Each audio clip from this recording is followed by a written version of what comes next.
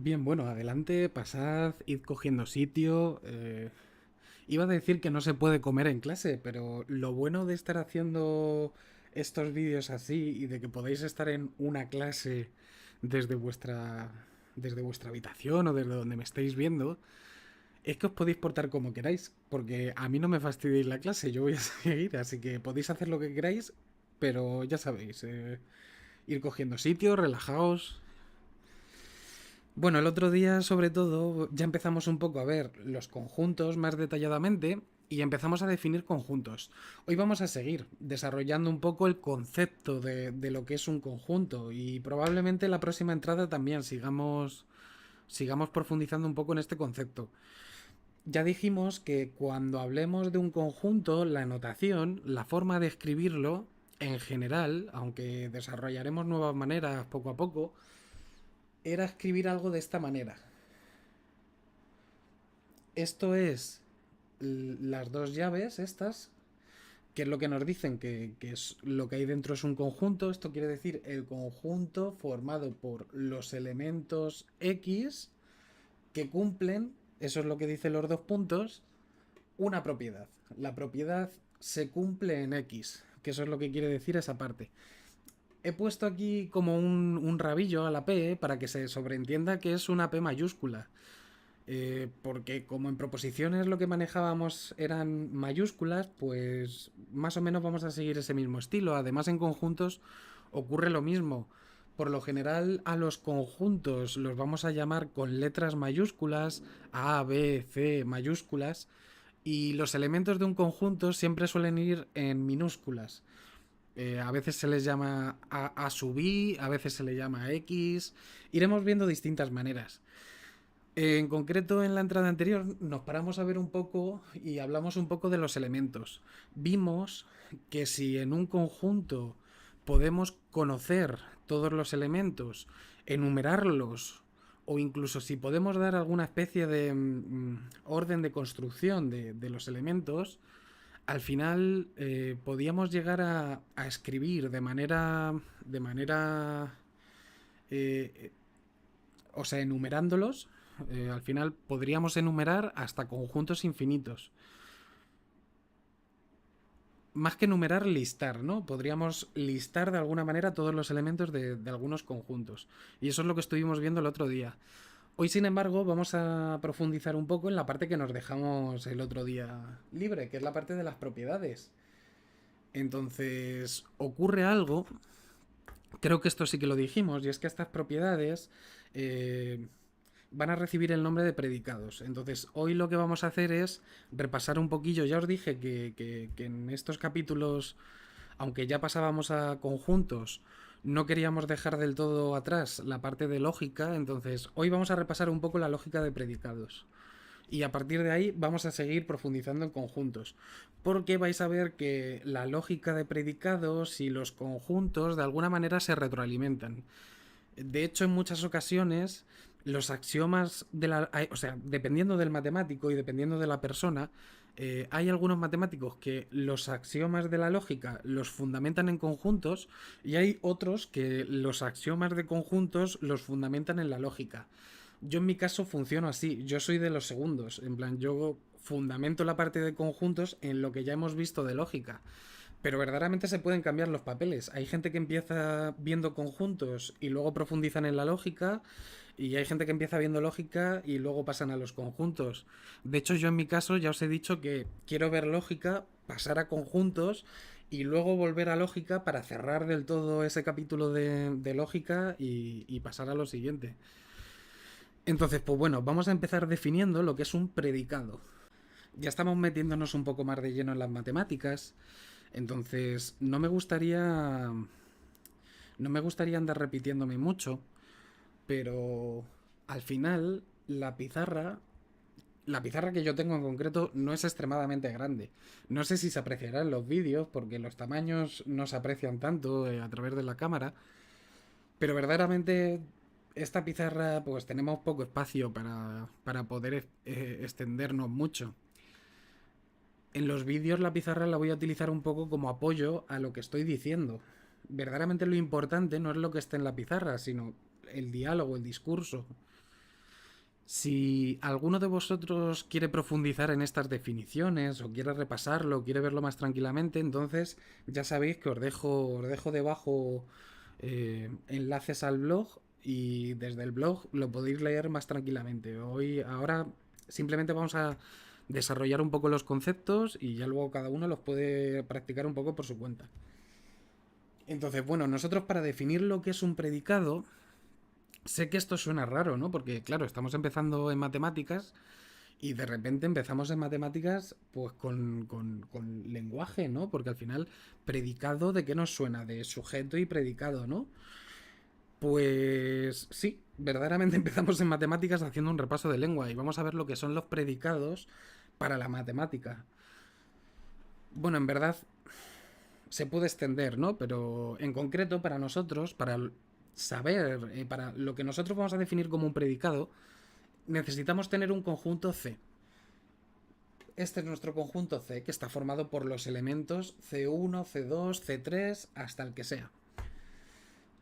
Como veis, voy a tratar de ir señalando las mayúsculas y las minúsculas que se diferencien para que luego sea más fácil para vosotros.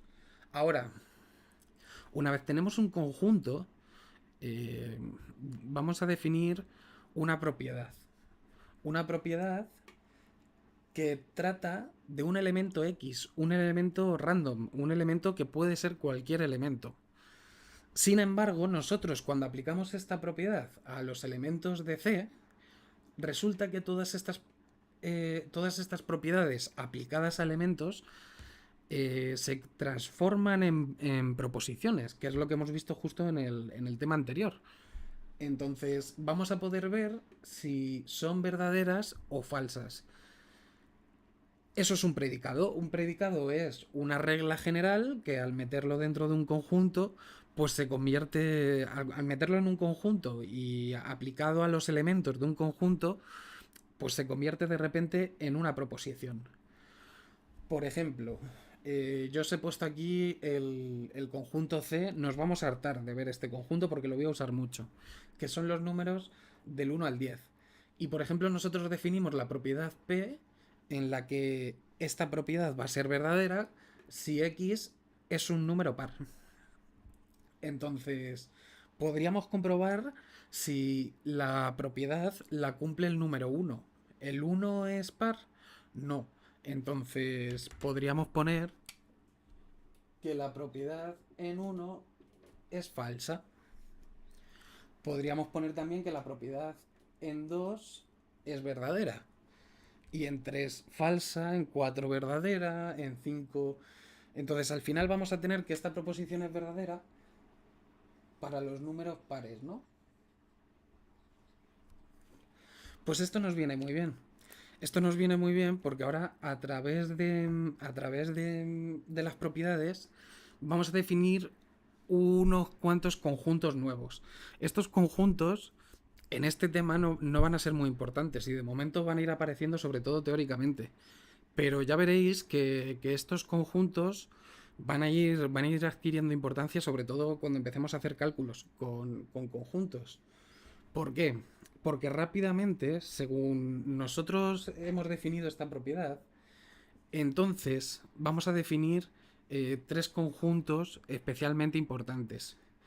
Uno es el conjunto universal, que seguro que incluso a la gente de bachillerato ya le suena algo, porque se usa bastante en probabilidad. La idea del conjunto universal, el espacio, ay, ¿cómo lo llaman?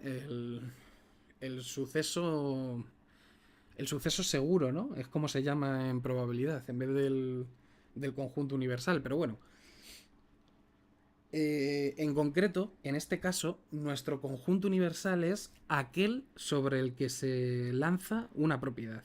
Nosotros aquí, la propiedad ser par la hemos aplicado al conjunto de los números del 1 al 10. Entonces, los números del 1 al 10 son el conjunto universal para nuestra propiedad. En este caso concreto, pensad que al final esta propiedad la podríamos lanzar en vez de sobre los números del 1 al 10, sobre todos los números naturales.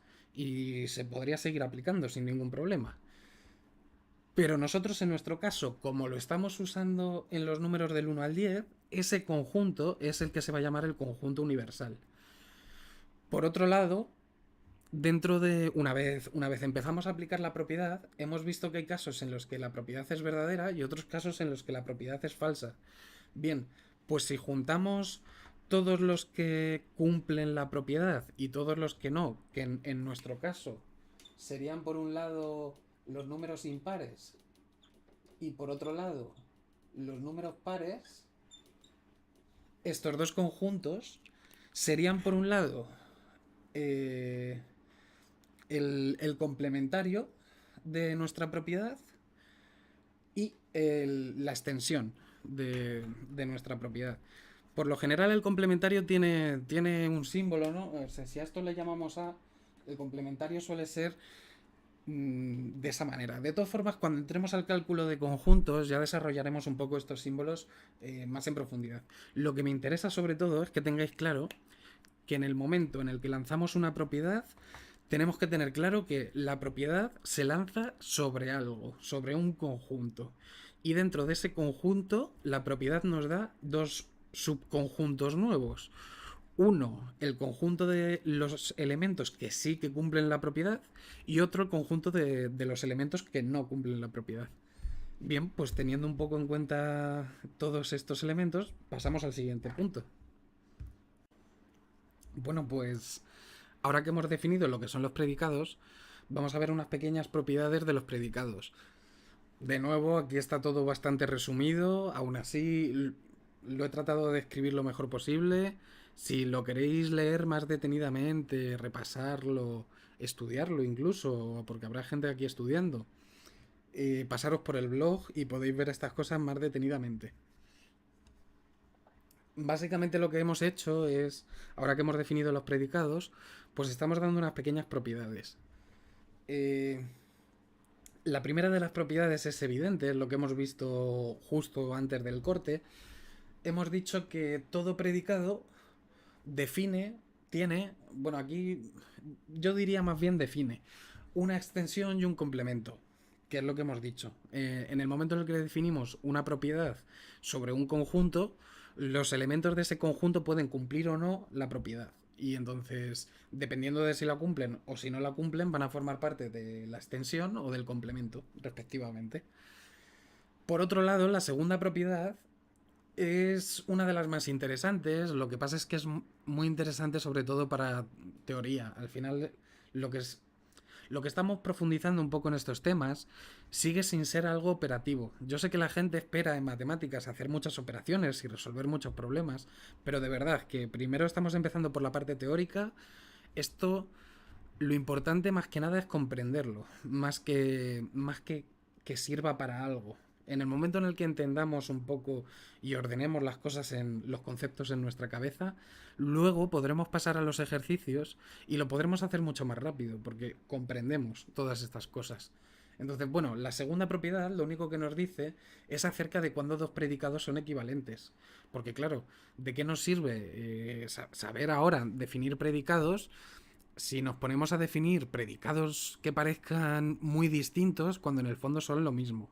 Entonces, esta propiedad lo que nos dice es que dos predicados van a ser equivalentes cuando van a ser equivalentes en un conjunto universal cuando definen la misma extensión. Por ejemplo, dos predicados muy obvios y que son equivalentes. Bueno, ya veremos en algún momento que estas dos cosas son lo mismo, pero pensar en el conjunto de los números pares entre los números del 1 al 10, por ejemplo, y pensar en el conjunto de los números múltiplos de 2. Claro, el conjunto, o sea, la propiedad ser par y la propiedad ser múltiplo de 2 es lo mismo, si os dais cuenta. Veremos además que es lo mismo por otras propiedades matemáticas, pero en concreto, en cuanto a predicado, da igual a qué conjunto nos vayamos, que si definimos el conjunto de los números pares y el conjunto de los múltiplos de 2, siempre van a ser lo mismo. Entonces, son dos predicados totalmente equivalentes. Tanto que es lo mismo, verdaderamente es lo mismo decir que un número es par o que es múltiplo de 2. Pero bueno, de momento como no hemos visto nada de divisibilidad, vamos a suponerlo como que no lo sabemos.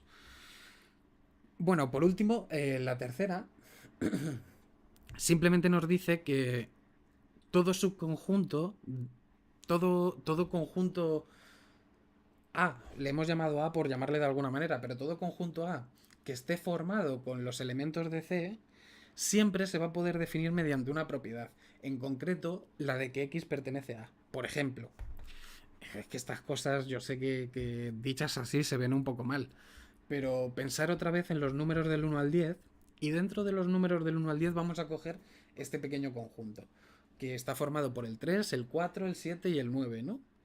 Bien, pues podríamos definir este conjunto precisamente como el conjunto de los elementos que forman parte de este conjunto.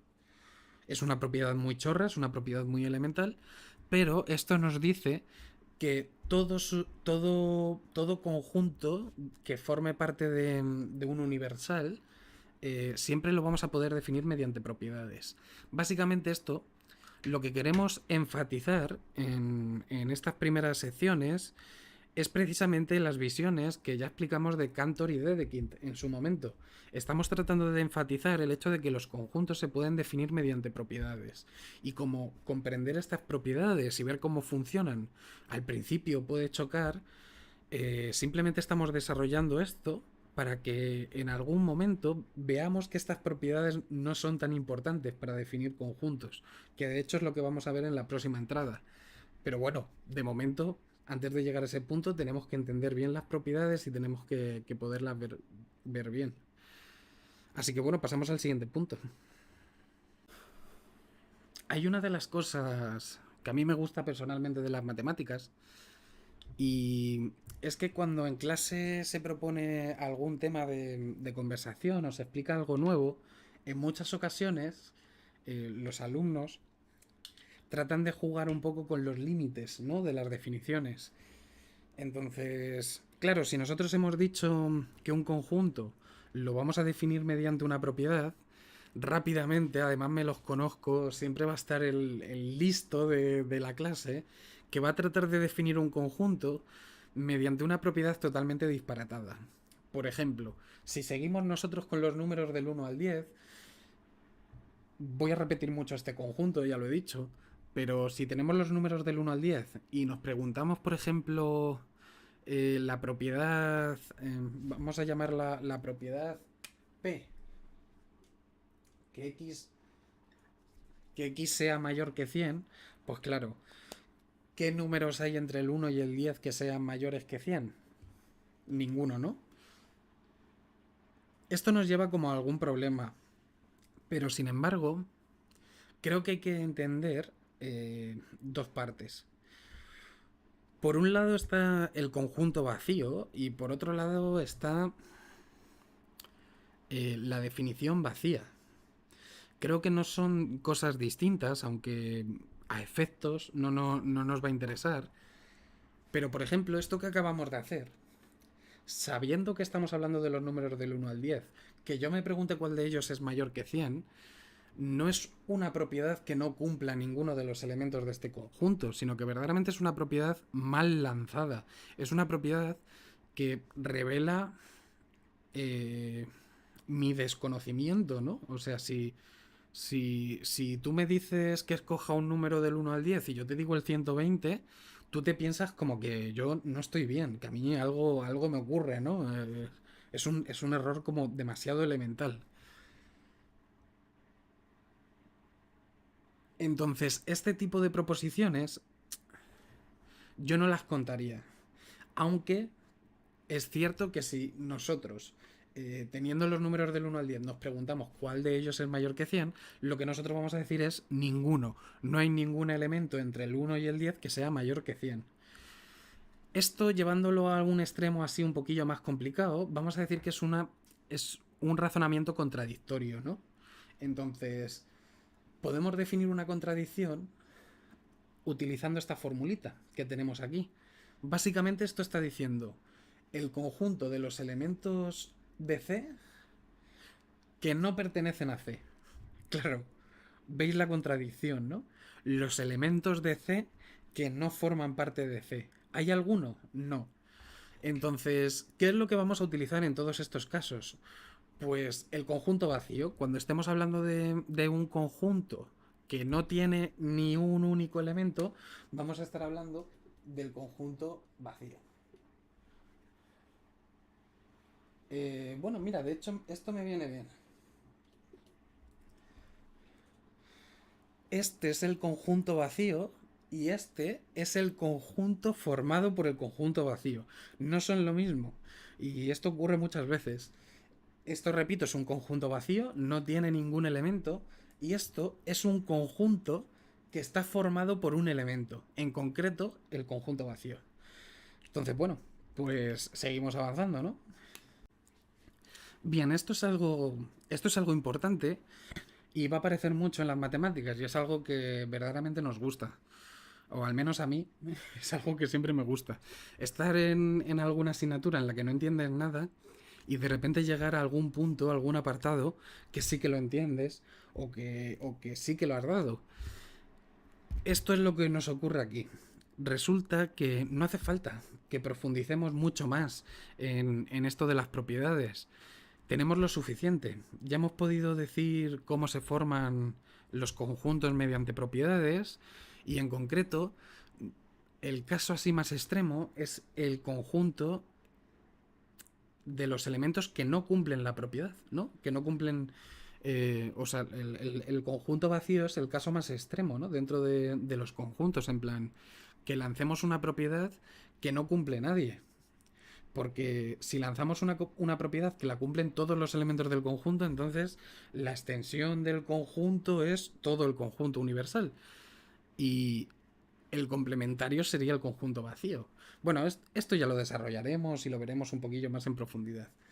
Básicamente lo que nos interesa ahora es ver que precisamente como una propiedad en el momento en el que coge un elemento de un conjunto se convierte en una proposición y las proposiciones ya las hemos visto en el capítulo anterior o al menos hemos visto lo necesario como para poder construir proposiciones y para poder teorizar con ellas, entonces ocurre algo bastante bonito, ¿no? Y es que si tenemos el conjunto C, los números del 1 al 10, y vamos a definir dos propiedades, la propiedad P y la propiedad Q. La propiedad P es verdadera si X es par, y la propiedad Q es verdadera si X es mayor que 5. Entonces podríamos empezar a usar todo lo que hemos aprendido en la lista de reproducción anterior para construir un montón de nuevos conjuntos usando las reglas de la lógica. Podríamos construir el conjunto formado por los elementos que no cumplen la propiedad P, es decir, el conjunto formado por los números impares, que esto es una manera de llamar al complemento de P. Este sería llamar al complemento de Q. Podríamos hacer la unión, o sea, perdón, podríamos hacer la conjunción y la disyunción, que es lo que estamos haciendo aquí. Podríamos decir el conjunto formado por los números pares y mayores que 5.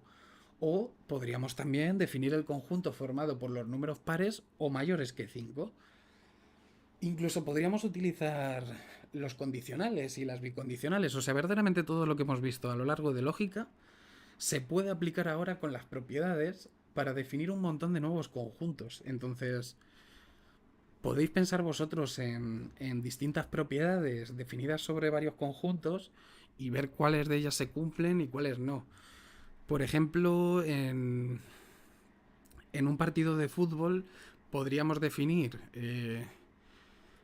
la propiedad P pertenecer al equipo visitante y la propiedad Q que la camiseta tenga un número par, por ejemplo. Y ver quiénes son los números, quiénes son los jugadores que forman parte del equipo visitante que llevan una camiseta con un número par. Podríamos ver los jugadores que son del equipo local y que tienen una camiseta par o impar. Lo que quiero decir es que mediante la lógica tenemos ya todo lo necesario como para poder complicarnos nosotros todo lo que queramos.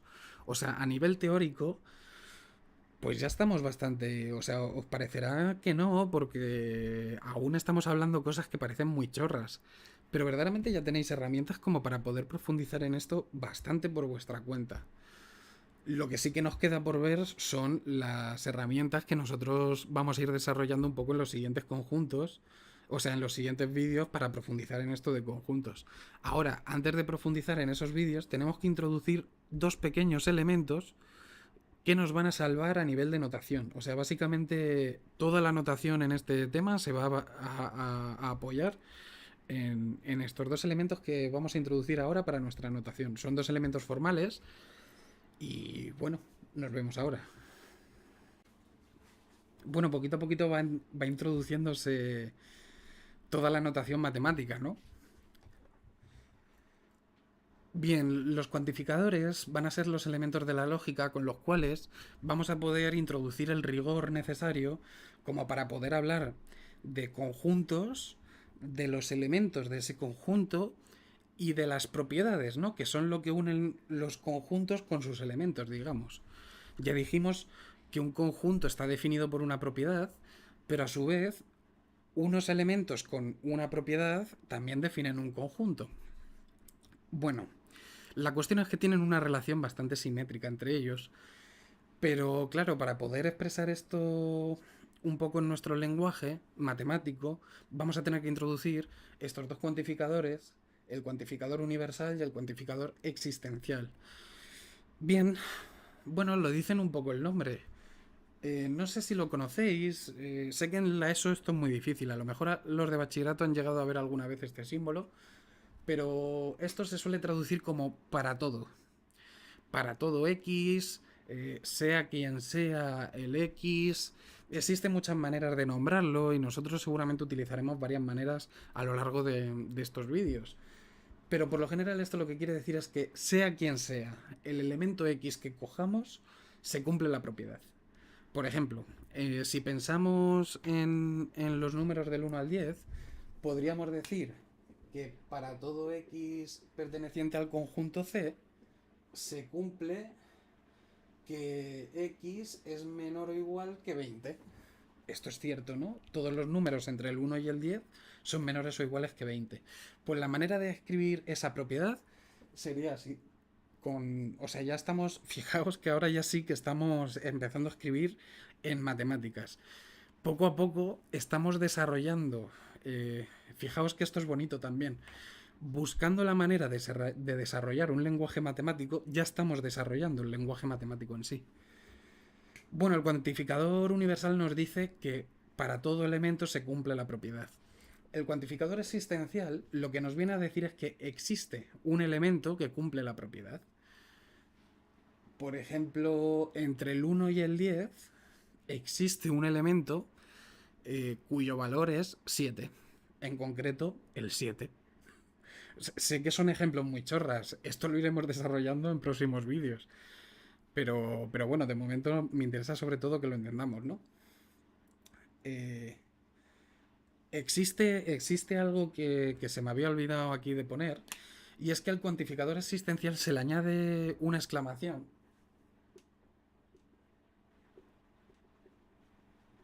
Estas dos cosas no quieren decir lo mismo, porque este enunciado de la izquierda quiere decir que existe algún elemento que cumple la propiedad, y esta de aquí quiere decir que existe un único elemento.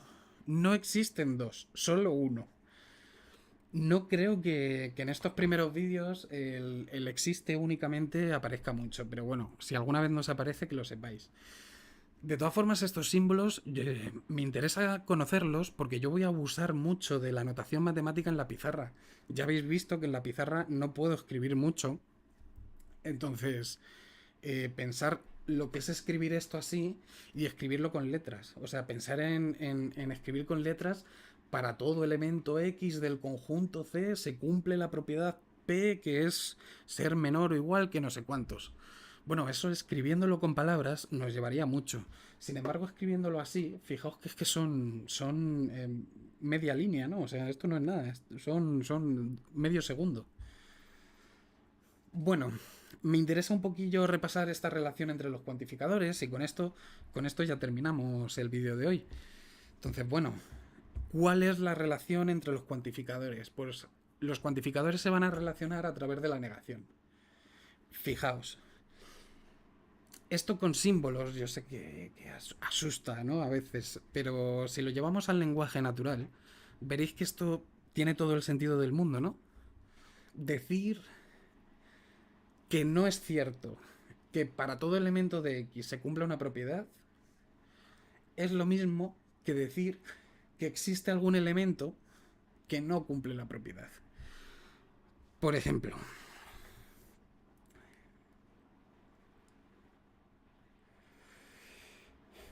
entre los números del 1 al 10 no hay ninguno que sea mayor que 20.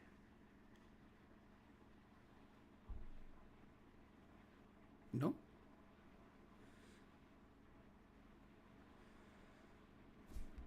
Espera. Todos los números del 1 al 10 son menores que 10, ¿no? Entonces, si negamos esto, si decimos que no es verdad que todo elemento X es menor o igual que 10, entonces tiene que existir algún elemento que no sea menor que 10. Del mismo modo, ¿no? Con este. Que no existe. Esto es decir, no existe ningún elemento que cumpla la propiedad.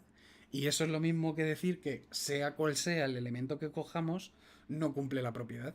Si no existe ningún elemento que cumpla la propiedad, entonces sea cual sea el elemento que cojamos, no va a cumplir la propiedad. No me gusta cómo ha quedado este final, demasiado denso. De todas formas, estas propiedades las iremos desarrollando en próximos vídeos. Además de que tampoco, o sea, muchas de estas propiedades ni siquiera son indispensables. Pero yo creo que vienen bien, básicamente porque estamos tratando de dar la mayor información posible en estos vídeos. Voy cogiendo cosas, ya os he dicho, de algunos libros y de otros, entonces este tipo de relaciones, por ejemplo, son cosas que no se ven mucho en clase, pero cuanto más claro lo tengamos, resulta que más ayuda nos da. Eh, Sabéis, yo desde hace un tiempo estoy yendo al gimnasio. Como veis, no soy una persona muy de gimnasio. El gimnasio no es mi hábitat natural. Pero claro, vas al gimnasio y los entrenadores, una de las cosas que te dicen, ¿no? Es que al final no hay trabajo en balde, no hay trabajo en vano. Entonces, todo lo que tú hagas siempre va a ser bueno. O sea, es mejor ir al gimnasio y hacer las cosas mal, no mal en un sentido de que te lesiones, sino mal en un sentido de que no lo estás haciendo como un profesional. Es mejor ir al gimnasio y hacer 4 tonterías en las máquinas del gimnasio antes que quedarte en casa y no hacer nada, ¿no? Pues lo mismo ocurre aquí. Aprender este tipo de relaciones no es algo indispensable, no es algo que tengamos que hacer para comprender los conjuntos, pero si comprendes este tipo de expresiones, si comprendes este tipo de relaciones, luego, cuando vayamos a hacer conjuntos, a lo mejor lo puedes hacer mucho más rápido y lo puedes entender mucho mejor si manejas bien este tipo de cosas. Porque cuando veamos negaciones acompañadas con cuantificadores, ya vamos a saber lo que hay que hacer, ¿no? De hecho, es para lo que sirve esta relación, básicamente, para que cuando hagamos ejercicios, si nos encontramos con una negación, sepamos lo que tenemos que hacer con esa negación y cómo tenemos que operar los cuantificadores junto con la negación. Porque para lo demás, los cuantificadores no nos afectan. Ya veis que la unión, la intersección, todo eso se va a quedar por ahí. Pero la negación sí que nos afecta porque da la vuelta, ¿no? De alguna manera a los cuantificadores. Si negamos un cuantificador universal, se convierte en un cuantificador existencial con una negación. Si negamos el cuantificador existencial, se convierte en un cuantificador universal con una propiedad negada. Entonces, pues poquillo a poquillo vamos a ir avanzando. De nuevo, este tema no es importante no es importante que no os perdáis. Lo importante es que vayáis desarrollando conceptos y que os vayáis quedando con ellos. En concreto, hoy hemos desarrollado todos los conjuntos que se definen de una propiedad. Con ellos vamos a definir el conjunto universal, el conjunto complementario. Hemos visto los cuantificadores, hemos visto que las proposiciones, o sea, que las propiedades, perdón, se convierten en predicados y que los predicados se convierten en proposiciones. Hemos visto que cuando se convierten en proposiciones, pues todo lo que hemos visto en el tema anterior lo podemos aplicar. Entonces, qué es lo que nos quedaría por ver? Unas pequeñas relaciones entre conjuntos. Es lo que vamos a ver el próximo día y con eso vamos a terminar ya de conceptualizar lo que son los conjuntos. Así que bueno, con esto y poco más, hasta la próxima. Seguimos sintonizando, coleguis.